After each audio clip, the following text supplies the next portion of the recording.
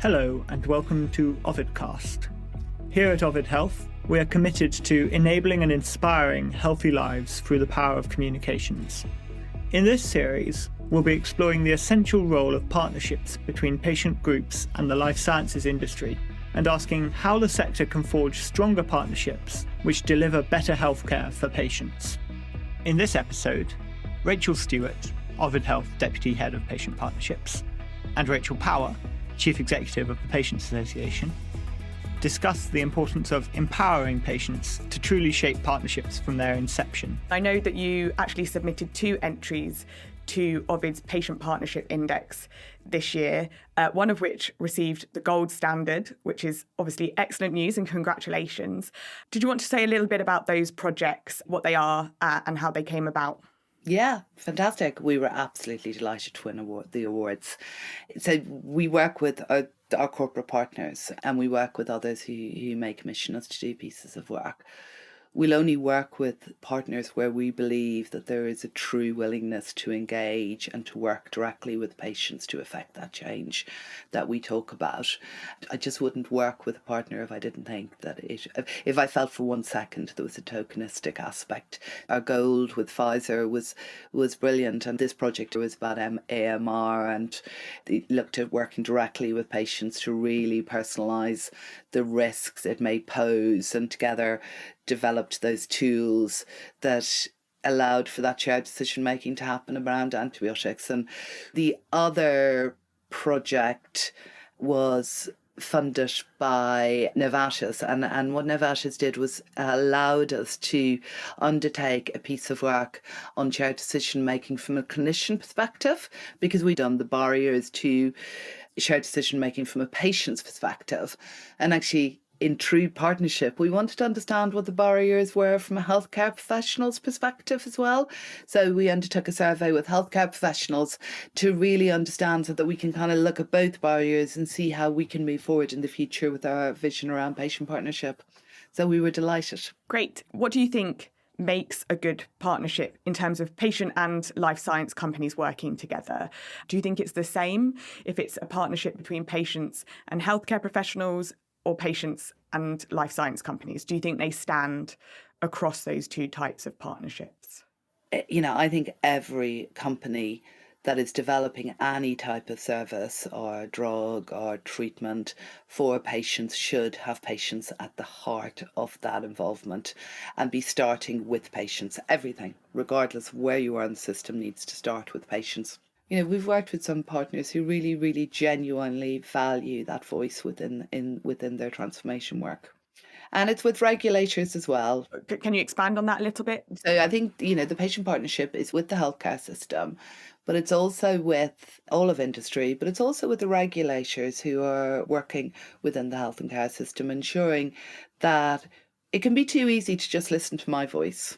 Often I'll be brought into a room saying, well, we think this is what patients will say, are thinking. And I'm like, well, I don't know. I haven't asked patients that specific question. So I'm not going to sit here and tell you what I think patients say. But I think we've just got to make sure that we're always listening to a variety of voices and reaching out to make sure that we hear those voices that are not heard. That's really interesting. So in terms of the regulators, do you think they are involved in partnerships at the moment, or that's an area that perhaps is being overlooked? No, I think they are involved in partnership. I think that they're part of the process. Some do it better than others, I'm sure, but it is for all of us, everyone together, that is involved in health and care, from your development of the service, the drug, to discharging and into social care, the whole package of us all making sure that we really value the input of patients. I'm sure you're approached all the time by industry partners because you have that direct line to patients. From your experience of those interactions with industry, what do you think industry are currently doing well, or are there things that perhaps you think it would be beneficial if they changed their approach slightly? Okay, there's a lot of questions in there. So the first one was, what do I think our partners are doing well? Well, the answer to that is they wouldn't be our partners if I didn't think they were doing it well. I think what they could do better is across the board as industry is, I think that We should be bringing patients in when it's a blank sheet of paper, when you're in the planning stage. And that can be quite a scary thing to do, to bring in somebody when you haven't actually, as the professional, made a decision about what you want to do. But actually, we argue this on a regular basis. Get patients in, understand what they need, what their needs and wants, how they want to work with you, what they think will work. And that's where you start your design of services. And I suppose the other thing that I think industry need to think about is to really think about the diversity of the patients and the carers that they're engaging with. So inequalities will always exist, but we have a duty to make sure that we're always looking out the window and making sure we're very aware of what's happening in terms of inequality of access. We've just got to keep widening that access pool. Do you have any specific tips on that, how to reach those hard to reach communities, or perhaps some examples of partnerships that you think have done that well? I think the Patients Association is always looking at ways to do that. And the way that we do it is reaching out, making sure that we're reaching out to smaller patient groups, making sure that we're looking at the needs. So if we're doing a focus group, we look at that focus group and we go, okay, so who are the people that might be affected by this? And we look at inequalities across the line. I think the way that you've got to do that is looking very specifically at what is the question we want to ask here? What are we trying to achieve by this? And then making sure that the engagement strategy is wide enough to make sure you're bringing in those new voices.